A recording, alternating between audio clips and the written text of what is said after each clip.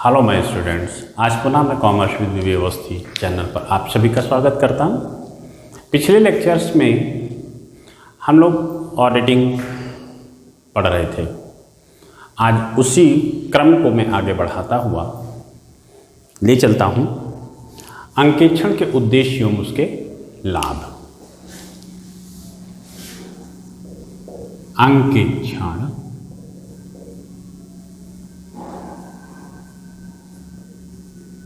के उद्देश्य एवं लाभ।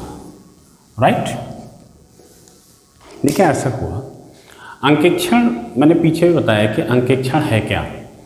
वास्तव में लेखा पुस्तकों की जांच करना और वार्षिक विवरणों का सत्यापन, मूल रूप से अंकेक्षण का अर्थ यही है। ठीक है, तो हुआ क्या कि जैसे जैसे व्यवसाय आगे की तरफ बढ़ा, औद्योगिक स्थितियां डेवलप हुई, तो उन चीज़ों में मालिक और कार्य करने वाले यानी कि लेखा पुस्तकों को संवारने वाले अलग अलग हो गए। यहाँ पर इन चीज जब अलग अलग हो गए तब अंकेक्षण की आवश्यकता तेजी से बढ़ी। इसलिए क्योंकि कार्य करने लेखा पुस्तकें संभालने वाला कोई दूसरा था और उद्योग या फर्म या कंपनी इनके मालिक अलग थे। राइट, तो यहाँ पर देखिए क्या हुआ कि तब इसके महत्व की तरफ और वृद्धि हुई, इसकी आवश्यकता और बढ़ी।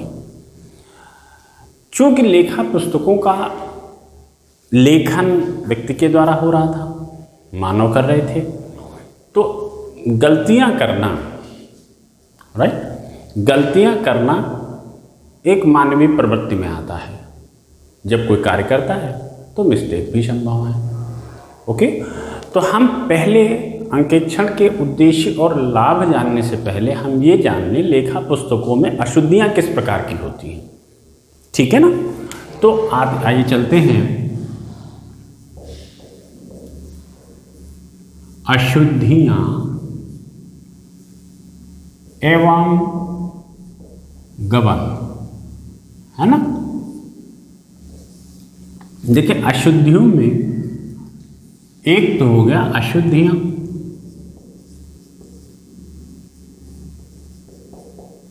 और दूसरा हो गया गबन। राइट, अब अशुद्धियों के अपने अपने प्रकार हैं, उन प्रकार पर जरा सा चर्चा कर लें। एक होता है सैद्धांतिक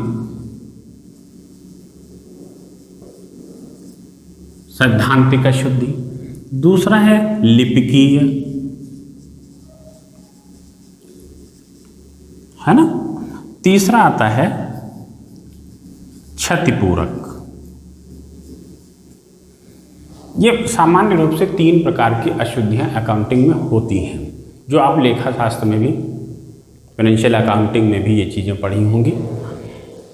अब इसके संदर्भ में आप संक्षिप्त जानकारी के लिए, सैद्धांतिक अशुद्धि है क्या? जहां पर कानून का उल्लंघन हुआ हो। राइट, जहां पर कानून का उल्लंघन होता है वहां पर हम कहते हैं कि वो सैद्धांतिक अशुद्धि है। राइट, कानून के उल्लंघन पर यह सैद्धांतिक अशुद्धि की श्रेणी में आता है। कैसे? जैसे सपोज करिए कि कोई पूंजीगत व्यय है। राइट, पूंजीगत व्यय को आयगत व्यय दिया गया, आयगत व्यय को पूंजीगत व्यय दिखा दिया गया। राइट, अब देखिए फर्क क्या पड़ेगा। जब किसी भी पूंजीगत व्यय को, पूंजीगत वह व्यय है जो पूंजीगत संपत्तियों या लंबे समय के उपयोग के लिए व्यय किया जाता है। ठीक है, आयगत व्यय हैं जिनका उपयोग 1 वर्ष में कर लिया जाता है। और तो ऐसी पोजीशन में क्या हुआ कि जब पूंजीगत व्यय को आयगत दिखा दिया गया तो इससे उस वर्ष का एक्सपेंडिचर बढ़ गया और प्रॉफिट कम हो गया। ठीक है ना, और यही यदि हम 22 वर्षा करके देखें उलट कर कि आयगत व्यय को पूंजीगत दिखा दिया जाए तो अनावश्यक प्रॉफिट बढ़ा हुआ दिखेगा। क्यों? क्योंकि फाइनेंशियल स्टेटमेंट में वो एक्सपेंसेस आएगा नहीं। क्लियर? तो ये सैद्धांतिक अशुद्धि कहा जाता है। या डेप्रिसिएशन हमने किसी पर नहीं काटा, है ना, तो ये नियम कहता है, लॉ कहता है कि जो हमारी फिक्स असेट्स हैं, स्थायी संपत्तियां हैं, उनके ऊपर एक निश्चित रेट ऑफ परसेंट से डेप्रिसिएशन काटा जाना चाहिए और वो नहीं काटा गया। ऐसी पोजीशन, इस प्रकार से की हुई गलतियों को हम सैद्धांतिक अशुद्धि के अंतर्गत मानते हैं। अब आती बात लिपिकी। लिपिकी में लेखा कर्म करते समय लेखांकन के दौरान गलतियां होना, वो लिपिकी। अब जैसे लेखा की कोई गलती, मान लिया कोई एंट्री थी वो छूट गई, भूल बस, है ना, कोई फिगर कुछ थी अब वो ज़्यादा पढ़ने में आ गई, मान लिया 100 रुपये का ट्रांजेक्शन था, एक जीरो बढ़ गया, 1000 हो गया, ठीक है ना। तो इस प्रकार से जो गलतियां होती हैं उनको हम लिपिकीय अशुद्धि कहते हैं। क्षतिपूरक में ये एक थोड़ा सा समझने की बात है, टेक्निकल होती है। क्षतिपूरक मीन्स कि किसी एक गलती दूसरे गलती से छिप जाए। जब एक गलती, यदि हम लिखें तो एक गलती दूसरी गलती से खत्म हो जाए, है ना, एक गलती दूसरी गलती से खत्म हो जाए, प्रभाव, एक गलती का प्रभाव, है ना, का प्रभाव दूसरी गलती से खत्म हो जाए। जैसे सपोज करिए किसी के अकाउंट में 500 रुपये डेबिट करने थे और हम 100 डेबिट कर गए, 400 से कम डेबिट हुआ। मिस्टर राम के खाते में 500 डेबिट करने थे, 100 डेबिट हुआ, 400 कम रह गए। श्याम के खाते में 100 डेबिट होने थे और 500 हो गए, राइट। तो अब देखिए कि वहाँ पर 400 से कम हुआ और दूसरे के अकाउंट में 400 से ज़्यादा हो गया। ऐसी पोजीशन में क्या होगा, एक गलती में कमी, दूसरी गलती में उतनी ही वृद्धि। तो इससे क्या हो, वो गलती उससे छिप गई, बराबर हो गई। जैसे सपोज करिए कि यदि कोई पलड़ा है, यहाँ पर मान लिया हमें 1 kg रखना है, जिसमें 2 फल रखने हैं, अमरूद और सेब। तो ये आधे आधे सामान्य रूप से होने चाहिए, लेकिन पता चला कि ये 200 ग्राम हो गया और ये 800 ग्राम हो गया, है ना, जबकि ये दोनों बराबर होने चाहिए। तो ये इसकी गलती इससे पूरी हो गई और ये पलड़ा हमारा 1 kg हो गया, ठीक है। तो इस प्रकार से जो गलतियां होती हैं उनको हम कहते हैं क्षतिपूरक अशुद्धि, जो एक गलती दूसरी गलती से छुप जाती है, ठीक है। अब आता है गमन। गमन में क्या है, एक होता है जो स्वामी द्वारा, स्वामी की सहमति से होता है, ठीक है, और दूसरा स्वामी की सहमति के बिना होता है ना। गबन और गलतियां वैसे सामान्य रूप से माना जाए कि कौन करता है, कर्मचारी, स्वामी कराता है, अधिकारी कराते हैं। यदि ये लोग सही हो जाएं तो इन जो अशुद्धियों की, जो गलतियों और त्रुटियों की संभावना रेखा पुस्तकों में होती है, ये बहुत न्यूनतम हो जाएगी। और न्यूनतम हो जाने की दशा में लेखांक जो अंकेक्षण की आवश्यकता है वो भी कम हो जाएगी, इसकी प्रमाणिकता बढ़ जाएगी लेखों की। तो यहाँ पर जैसे हम कहें कि स्वामियों की सहमति के बिना। तो जैसे इसमें हम कहें संपत्ति का गमन, संपत्ति का गमन, ये क्या होता है?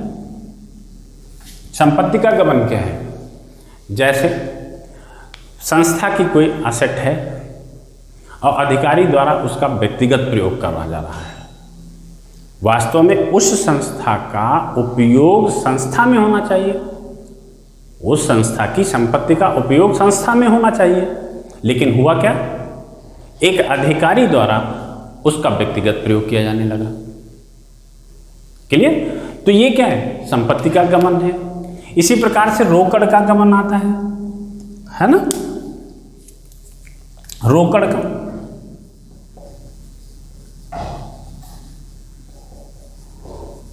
रोकड़ के गमन में क्या है? खर्चे कम थे, बिल बना करके खर्चे डाल दिए गए। खुदरा व्ययों को, जो पेटिक एक्सपेंसेस हैं, उनको बढ़ाकर बिलिंग कर दी गई। नकद बिक्री को एंट्री नहीं किया गया। ओके, तो इस प्रकार से जो गमन अधिकारियों द्वारा किया जाता है वो रोकड़ का गमन होता है। तो इसमें सामान्य रूप से क्या है कि गमन कर्मचारियों के द्वारा जानबूझकर स्वामी या सरकार को धोखा देने के उद्देश्य से किया जाता है। तो ये धोखे तो हो रहा है, संपत्ति का गमन। इसी प्रकार से सुविधाओं का गमन होता है कि जो सुविधाएं जिन अधिकारियों, विशिष्ट अधिकारियों को मिलनी चाहिए, उनकी जगह पर हम किसी हमारे जो अधिकारी आहार्य नहीं हैं, जिनको वो सुविधा नहीं मिलनी चाहिए, वो लोग उसका उपयोग कर रहे हैं, है ना? टेलीफोन है लगा हुआ, वो फर्म और संस्था के उपयोग में आना चाहिए, उसका हम अपने व्यक्तिगत लाभ के लिए उपयोग कर रहे हैं। तो ये क्या है? सुविधाओं का गमन है, राइट? तो ये एक सामान्य रूप से ये चीज़ें आती हैं। तो जब इस प्रकार से कमियां खातों में विभिन्न तरीकों से आता है, गलती बस हो जाता है और गमन के कारण, तो ऐसी पोजीशन में जो हमारे फाइनेंशियल स्टेटमेंट हैं, संस्था का जो ट्रू एंड फेयर पिक्चर दिखाना चाहिए, वो नहीं दिखा पाते हैं। इससे जो हमारा आउटसाइडर इन्वेस्टर है, जैसे शेयर होल्डर है कंपनी का होता है, वो न जाने कहाँ बैठा हुआ है, फर्म कहीं चल रही है, कंपनी कहीं चल रही है, अब उसने अपना पैसा लगा दिया है, तो उसको कैसे विश्वास हो कि उसका पैसा सही जगह पर उपयोग हो रहा है? तो उसकी सिक्योरिटी गवर्नमेंट ने कानून बनाकर किया। कानून में यह दर्शित कर दिया कि उन कंपनी के खाते को अंकेक्षक के द्वारा प्रॉपर एक निर्धारित समय पर जांचा जाएगा, चेक किया जाएगा, अंकेक्षण किया जाएगा। अंकेक्षक उन मालिकों को अपनी रिपोर्ट प्रस्तुत करेगा कि आपके द्वारा लगाया हुआ पैसा जो संस्था या कंपनी में उपयोग हो रहा है, उसका ये परिणाम रिजल्ट है, राइट? अब इसी में हम थोड़ा सा आगे बढ़ते हैं। एक शब्द आता है कपट, फ्रॉड, इसको कपट कहते हैं, छल कपट। ये वो कृत्य है जब कोई कर्मचारी या अधिकारी अपने स्वामी या सरकार को धोखा देने के लिए जानबूझकर करता है। ऐसे किए हुए कार्य को हम कपट की श्रेणी में रखते हैं या फ्रॉड की श्रेणी में रखते हैं। अंकेक्षक जांच करके कपट को पकड़ता है और आगे न हो इसके लिए रोकथाम की व्यवस्था करने के लिए मालिकों को सलाह देता है। ओके, यहीं पर एक जो महत्व, एक बहुत चर्चित शब्द है खिड़की सजावट। खिड़की सजावट, विंडो ड्रेसिंग इसको कहते हैं। विंडो ड्रेसिंग है क्या वास्तव में? विंडो ड्रेसिंग में यह है कि जो फाइनेंशियल स्टेटमेंट है उसको कुछ इस तरीके से प्रदर्शित, बढ़ा चढ़ा कर प्रदर्शित किया जाता है जो वो अपने वास्तविक रूप को छोड़ देता है। इसमें क्या होता है? मिसरिप्रेजेंटेशन है। इसको मिसरिप्रेजेंटेशन की श्रेणी में मिथ्या वर्णन के रूप में रखा जाता है, माना जाता है विंडो ड्रेसिंग को। और इसमें यही है कि आर्थिक विवरण को बहुत बढ़ा चढ़ा करके आर्टिफिशियल मदों को डाल करके दिखा दिया जाता है और ये कहा जाता, दिखाने का प्रयास किया जाता है कि आर्थिक स्थिति, उसकी संस्था की आर्थिक स्थिति बहुत अच्छी है, जबकि वास्तव में ऐसा नहीं होता है। तो जो इस प्रकार से कृत्य किया जाता है वो विंडो ड्रेसिंग की श्रेणी में आता है। अंकेक्षक का काम ये भी है कि ये प्रॉपर उसका जब सत्यापन, संपत्तियों, आर्थिक चिट्ठे का जब मूल्यांकन और सत्यापन करता है तो ऐसी स्थिति में वो चीज़ें पकड़ में आ जाती हैं और वो उसको सही कराता है और अपने मालिकों को सूचना देता है। ठीक है, अब यहाँ पर एक और बात आई जैसे अंकेक्षक के दायित्व क्या है। अंकेक्षक के दायित्व के संदर्भ में कहा गया कि उसने खातों की लेखा जोखे को चेक किया है, तो एक प्रकार से उसने एक अपनी रिस्पॉन्सिबिलिटी ले ली कि उसने ये लिख के दिया कि ये संबंधित accounts true and fair picture show करते हैं। तो ये बात स्पष्ट है कि वो ट्रू एंड पिक्चर शो करने की बात कहता है, लेकिन ये बिल्कुल सत्य है कि वो गारंटी नहीं करता, इंश्योरेंस नहीं करता। Right, as per records given by the company, जैसा कि रिकॉर्ड्स दिखाए गए हैं और अपनी पूरी प्रयास करके जांच की गई और जांच करके ये पाया गया कि ये ट्रू एंड फेयर पिक्चर्स को दिखाता है। लेकिन ये कतई नहीं है कि उसके चेक करने या जांच करने या अंकेक्षण करने के बाद उस अकाउंट्स में कहीं पर मिस्टेक नहीं होगी, ये वो गारंटी नहीं करता है। इसी की जगह पर एक किंगस्टन कॉटन मिल्स के मुकदमे ये एक निर्णय दिया गया। उस निर्णय में कहा गया कि अंकेक्षक एक रखवाली करने वाला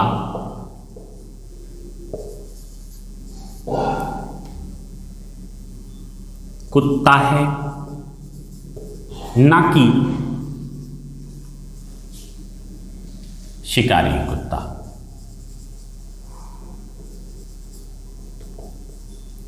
है ना, ना कि शिकारी कुत्ता। ये एक मुकदमा था किंगस्टन कॉटन मिल्स।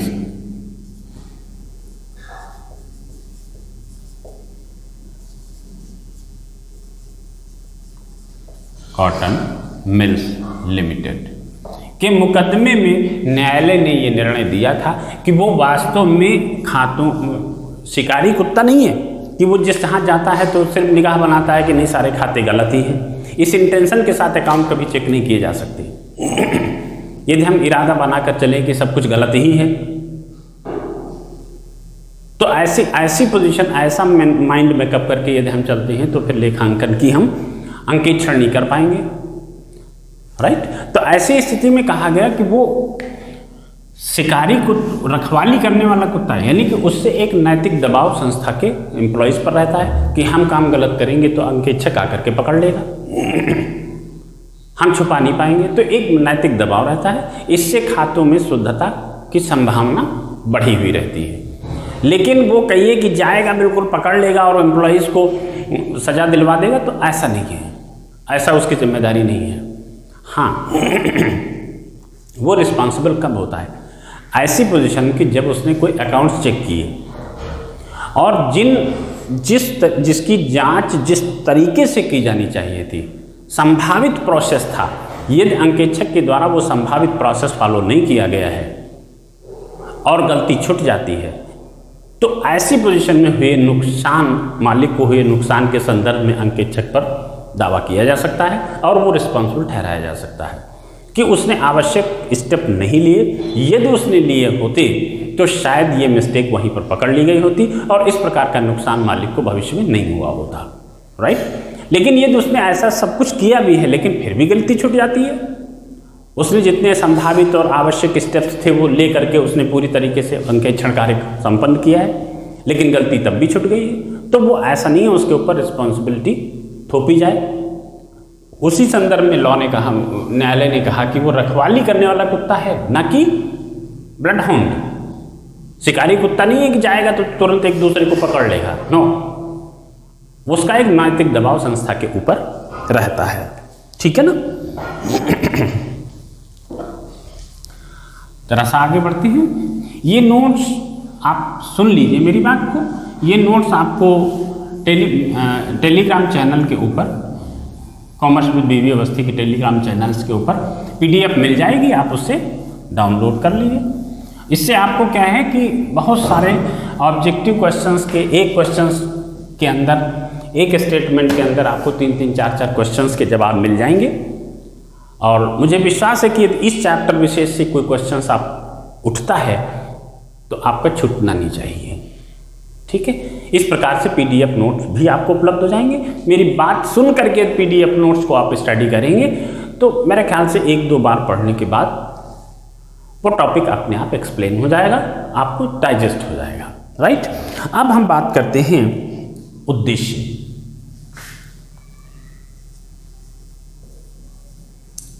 अंकेक्षण के उद्देश्य क्या है। अब इसमें आता है, पहला आता है मुख्य उद्देश्य, है ना। मुख्य उद्देश्य में एक तो होता है लेखा पुस्तकों का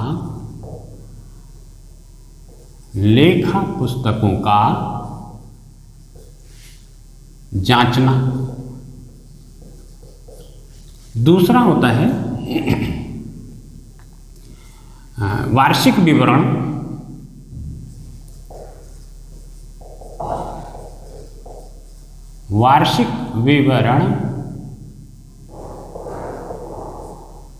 का सत्यापन। ये मुख्य उद्देश्य है।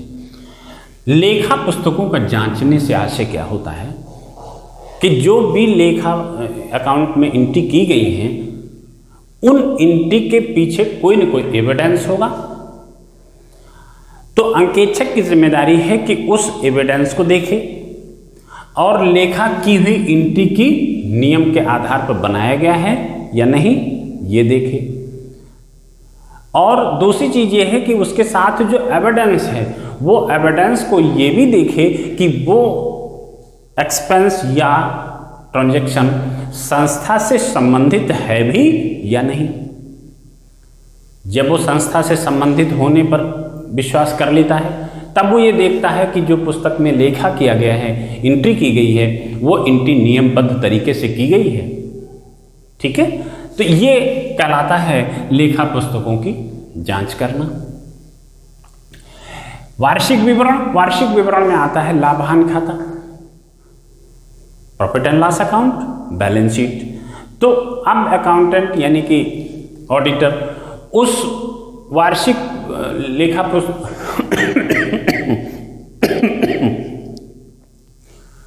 उस लाभ हानि खाते में जितनी दर्शित अकाउंट्स हैं उनकी प्रॉपर मैच करता है ट्रायल बैलेंस से, कि वहाँ पर ये देखता है कि जो भी खाते अकाउंट्स में ओपन किए गए, लेजर में दिखाए गए हैं, वो सारे एक्सपेंसेस और इनकम्स यहाँ पर शो हैं और ऐसी स्थिति में जो प्रॉफिट दर्शित है वो वास्तविक है। ठीक है, और बैलेंस शीट के अंदर जो लायबिलिटीज और असेट्स का विवरण दिया गया है उनको वो प्रॉपर जांच करता है और अपने को संतुष्ट करता है कि जो भी इसमें असेट्स और लायबिलिटी लिखी गई हैं वो संस्था की हैं, संस्था के हित में हैं और सही तरीके से लिखा गया है। असेट्स के ऊपर प्रॉपर डेप्रिसिएशन काटा गया है, राइट, और प्रॉफिट का एक निश्चित परसेंटेज जैसा कि संस्था का नियम है यदि रिजर्व आदि बनाए जाने का तो वो भी बनाया गया है। ठीक है, तो ये मुख्य उद्देश्य में है। दूसरा आता है सहायक उद्देश्य।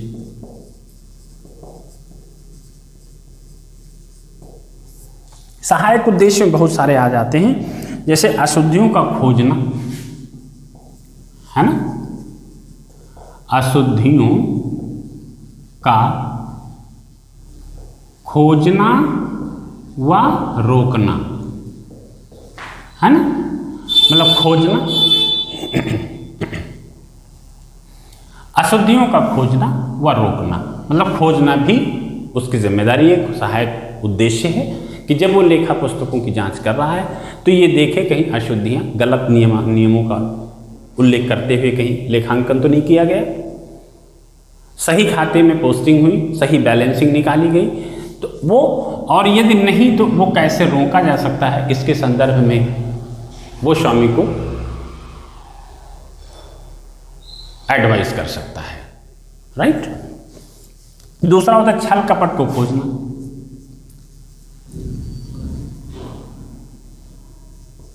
छल कपट को खोजना व रोकना। छल कपट थोड़ा कठिन होता है अंकेक्षक के लिए भी, छल कपट का खोजा जाना, क्योंकि वो जानबूझकर किया गया होता है।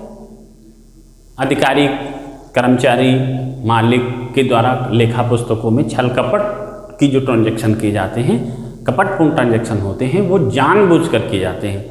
तो जो गलती जानबूझकर की जाती है उसको खोजना एक सामान्य नहीं होता, जनरल रूप में आप नहीं खोज सकते। उसमें जब आप गहन जांच में जाएंगे तब कहीं जाकर के उसको पकड़ मिलती है। ओके, तो ये भी अंकेक्षक की एक सहायक जिम्मेदारी है, उद्देश्य होता है अंकेक्षण का कि वो छल कपट को भी जांचे, देखे और रोके। प्रबंधक को सलाह देना, प्रबंधक को सलाह देना। अंकेक्षण कार्य के बीच में जो भी समस्याएं आई, जो गलतियां हुई और जो होने की संभावना थी, कैसे रोका जा सकता है, छल कपट कैसे रुक सकता है, ये जो अशुद्धियां हुई ये भविष्य में ना हो, इनके लिए क्या किया जा सकता है, प्रॉफिट की पोजीशन क्या है, इसको कैसे बढ़ाया जा सकता है, किन खर्चों को रोका जाए या न्यूनतम किया जाए, इन सारी तथ्यों के ऊपर एक अंकेक्षक प्रबंधक को सलाह देता है, राइट, एडवाइस देता है, आदेश नहीं। ऐसी पोजीशन में वो आदेश तो देता ही नहीं है, क्योंकि वो एक उसके सहायक कार्य करता है। अब यहां पर आता है सामाजिक उद्देश्य, तीसरा पॉइंट है सामाजिक उद्देश्य। सामाजिक उद्देश्य में होता यह है कि जो विनियोजक की सुरक्षा करना, विनियोजक की सुरक्षा। विनियोजक की सुरक्षा कैसे? क्योंकि मैंने पीछे कहा कि जब कंपनी इस्टेब्लिश होती है तो उसमें बहुत सारे investors as a shareholder के रूप में होते हैं, और वो बहुत दूर दूर बिखरे हुए होते हैं, बट वो पैसा एक कंपनी में लगा देते हैं, जहाँ की कानून के नियमों के आधार पर व्यवसाय होता है, जबकि वो लोग पैसे अपने व्यवसाय को देख नहीं पाते हैं। तो उनके पैसे की सिक्योरिटी कौन करता है? लॉ करता है, राइट।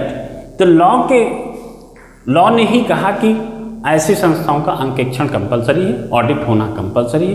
तो वहाँ पर ऑडिटर की एक सामाजिक जिम्मेदारी बन जाती है कि जो इन्वेस्टर्स ने उन संस्थाओं में पैसा लगा रखा है उनका पैसे का दुरुपयोग ना होने पाए, पैसा डेड ना होने पाए, जो लगाया है उसका प्रॉपर बेनिफिट रिटर्न उनको प्राप्त होता रहे, राइट। ये उसकी एक सामाजिक रिस्पॉन्सिबिलिटी ऑब्जेक्ट होता है। कर की चोरी रोकना, कर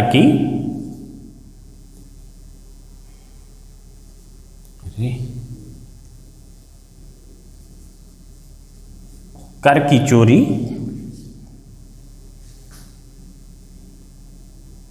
रोकना।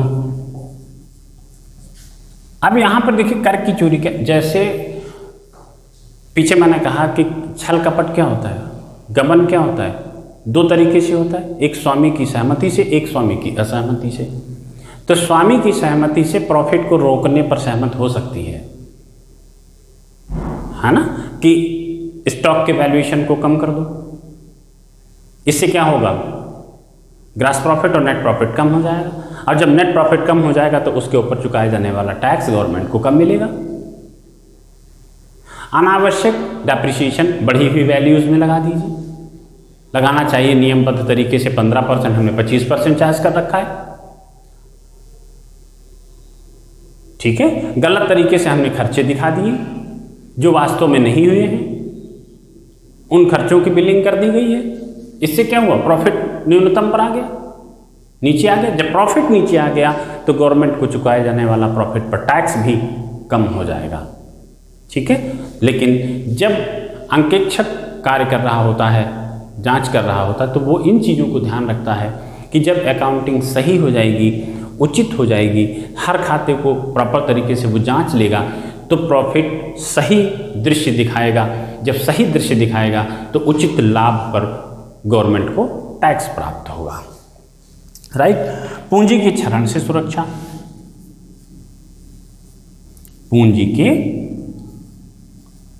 क्षरण से सुरक्षा। अब क्या होता है कि कभी कभी क्या है कि प्रॉफिट पूंजी से डिविडेंड का डिक्लेरेशन हो जाता है, डिविडेंड बांट दिया जाता है, गलत तरीके से प्रॉफिट दिखा दिया गया। राइट। और गलत तरीके से प्रॉफिट बढ़ा हुआ है, बढ़े हुए प्रॉफिट पर हमने डिविडेंड डिक्लेयर कर दिया। अब वो डिविडेंड जिसका पैसा था उसी के पास पहुंच गया। तो इससे क्या हुआ कि पूंजी कंपनी में कम होती रही, दिख कुछ रही है। ओके। तो ऐसी भी चीज़ों पर अंकेक्षक की निगाह होती है और वो उस पर जांचने का प्रयास करता है, रोकथाम का प्रयास करता है। ये उसकी एक तरीके की सामाजिक जिम्मेदारी में आता है। ठीक है। अब आते हैं अंकेक्षण के कार्य।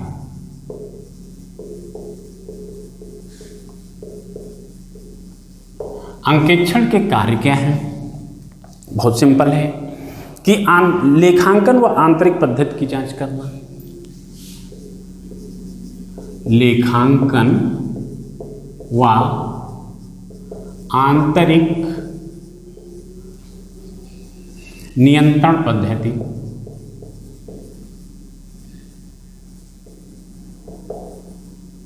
की जांच, है ना। लेखांकन जांच यानी कि किए हुए लेखों की जांच करना, तो उसकी कोई एक मुख्य जिम्मेदारी है, मुख्य उद्देश्य होता है। इसी जांच के दौरान ही वो ये देखना चाहता है कि इस रास्ते को यदि संस्था ने कोई आंतरिक नियंत्रण पद्धति अप्लाई कर रखी है, इंटरनल कंट्रोल उसने लगा रखा है, तो इंटरनल कंट्रोल का लेवल क्या है, किस तरीके से कहाँ तक इफेक्टिव है संस्था के शुद्धता को बनाए रखने के लिए, तो वो उस पद्धति की गंभीरता और वस्तु स्थिति से परिचित होता है और उसके कार्यविधि की चेक करता है। यदि वो इससे संतुष्ट हो जाता है तो ये मान लेता है कि इसकी उपस्थिति की दशा में लेखांकन में गलतियों की संभावना न्यूनतम हो जाती है। ओके। ये भी उसका कार्य होता है। सिद्धांत और कार्य प्रणाली का पुनरीक्षण करना,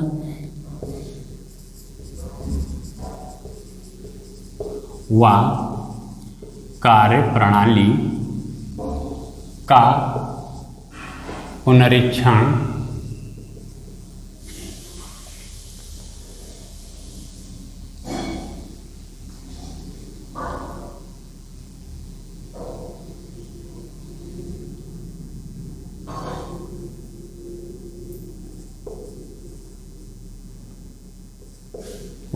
करना।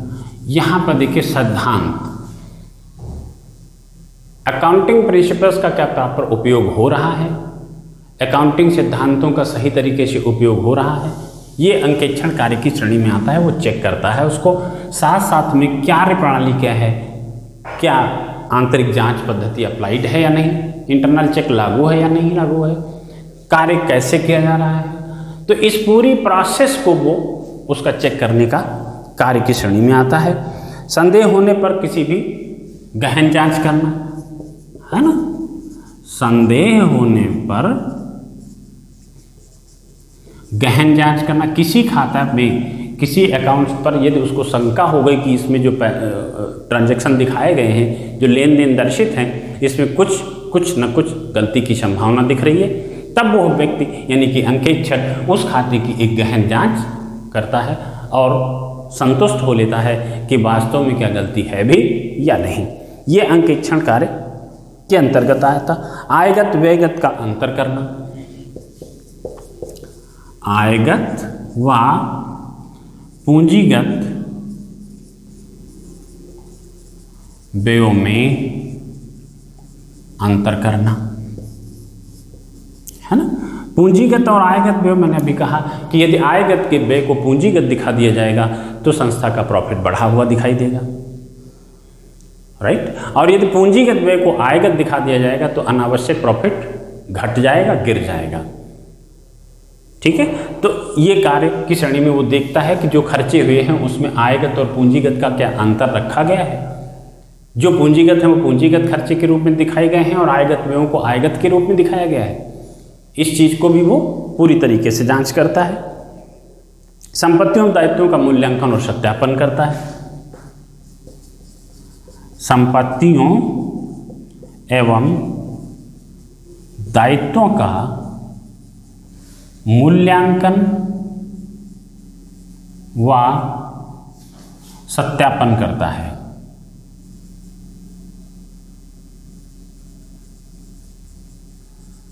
है ना कि जो बैलेंस शीट में असेट्स और लायबिलिटी दिखाई गई हैं तो संपत्तियां वो देखता है क्या वास्तव में ये संपत्तियां संस्था के पास विद्यमान हैं भी या नहीं। तो पहले तो उनके मूल्यों को देखता है कि किस रेट ऑफ डेप्रिसिएशन, किस परसेंटेज पर उसका डेप्रिसिएशन चार्ज किया गया, पिछले वर्षों का बैलेंस क्या था, इस बार डेप्रिसिएशन काटने के पास बैलेंस क्या रहता है। ओके। और भौतिक सत्यापन भी करता है कि ये जा करके भी देख सकता है कि वास्तव में ये असेट्स संपत्तियां संस्था के पास हैं भी या बैलेंस शीट में ही दिख रही हैं। तो इन दोनों तरीके से वो ये संतुष्ट हो लेता है कि वो वास्तव में संस्था के पास संपत्तियां हैं। दायित्वों का मूल्यांकन कहाँ से ये दायित्व जनरेट हुए हैं। हमने लोन लिया है तो बैंक के ट्रांजैक्शन को देखा, बैंक के रिकॉर्ड्स को देखा। यदि हमने कहीं से माल खरीदा है, एसेट्स खरीदी है, तो उस व्यक्ति के सप्लायर्स के खाते को चेक किया। तो कुल मिलाकर के संपत्ति और दायित्वों का मूल्यांकन किया जाना भी अंकेक्षण के अंतर्गत कार्य क्षेत्र में आता है। तत्पश्चात वो अपनी प्रतिवेदन देता है, रिपोर्ट प्रस्तुत करता है। रिपोर्ट देना अंकेक्षण के कार्य श्रेणी में अंतिम पद आता है कि रिपोर्ट देना। उसने जितना भी कार्य संस्था के संदर्भ में किया है उस पर वो अपनी रिपोर्ट प्रस्तुत करता है। ठीक है। इसी के बाद कुछ एक फैक्ट आते हैं जिनको कहा जाता है सीमाएं क्या हैं, अंकेक्षण की सीमाएं क्या हैं, है ना। यह है कि सीमाओं में ये कहा गया कि देखिए कि अंकेक्षण कर्मचारी की ईमानदारी का प्रमाण नहीं है। मैंने पीछे भी कहा अंकेक्षण जो है किसी कर्मचारी के कार्य का प्रमाण नहीं है, ईमानदारी का प्रमाण नहीं है। मैंने कहा कि अंकेक्षण होने के बाद सीमाएं जैसे नहीं कि अंकेक्षण कर्मचारियों की ईमानदारी का प्रमाण नहीं है ना। ईमानदारी का प्रमाण नहीं है कि अंकेक्षण हो गया तो पूरी संस्था ईमानदार है, सारे खाते सही हैं, उसमें किसी प्रकार का कोई छल कपट गमन नहीं है। ठीक है, ऐसा नहीं कहा जा सकता। ये बात सत्य है कि अंकेक्षक ने अपना पूरा प्रयास किया है कि इन चीज़ों को खोजना और सुधारना और रोकने का, लेकिन फिर भी ये संभव हो सकता है कि उसमें अभी भी कुछ विद्यमान रह जाए। ठीक है। इसी प्रकार से 100% शुद्धता की गारंटी नहीं होती। अंकेक्षक सिर्फ अपनी राय देता है, स्वतंत्रता का अभाव होता है क्योंकि वो किसी न किसी मालिक के दबाव में काम कर रहा होता है। तो ये एक था अंकेक्षक के लाभ और उद्देश्यों को लेते हुए। ये जो भी कुछ मैंने यहाँ पर आपको दिखाया बोर्ड पर लिख करके, ये पूरा का पूरा PDF के रूप में commerce with BBA Awasthi Telegram channel पर आपको मिल जाएगा। आप वीडियो को देखें और उसको पढ़ें, तो वो पढ़ने के बाद आपका इसके अंदर कुछ शेष नहीं बचेगा, सब कुछ याद हो जाएगा। ठीक है। वीडियो पसंद आया हो तो लाइक करें। आगे फिर हम आपको ले चलेंगे अंकेक्षण के वर्गीकरण की तरफ अगले लेक्चर्स में। तो अगला पीरियड आप तक पहुंच जाए, वीडियो की सूचना आप तक पहुंच जाए, इसलिए वीडियो को सब्सक्राइब कर लें ताकि आपको सूचना प्राप्त हो जाए। मिलते हैं। Thank you.